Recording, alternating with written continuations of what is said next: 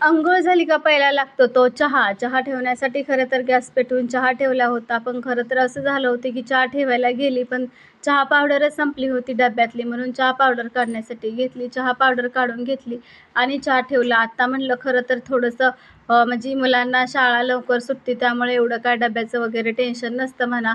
त्यामुळे म्हणलं चला आज जरा निवांतच चाललं होतं. मग झाला चहा ठेवल्यानंतर आता म्हणलं चला वट्टा धुवून घेऊया. खरं 2 दिवसापूर्वी भरलेलं पाणी होतं थोडंसं, ते वतून वट्टा धुवून घ्यायचा होता. त्याच्यासाठी म्हणलं चला आता काल काढलेली रांगोळी वगैरे होती ती झाडून घेतला वट्टा मस्त आणि म्हणलं चला आता झाडांना पाणी वगैरे घालून घ्यावं. आणि खरं तर ह्या जास्वंदाच्या झाडाला मी खूप वाट बघितली फुले यायची. एकदा दोनदा फुलं लागली, पण कळ्याच कोणी तोडून टाकल्या हेच कळलं नाही.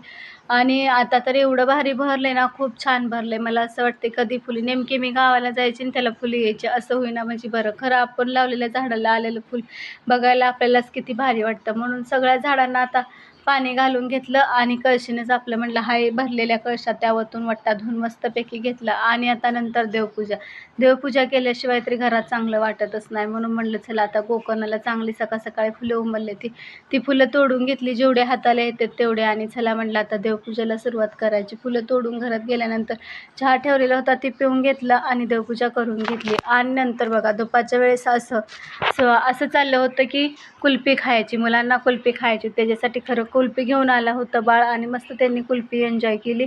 आणि नंतर मला ही 2 दिवस झालं मी संध्याकाळचं थोडं ब्लाऊज शिवून घेतले आणि खरं तर आज ती ब्लाऊज कंप्लीट झालं आहे.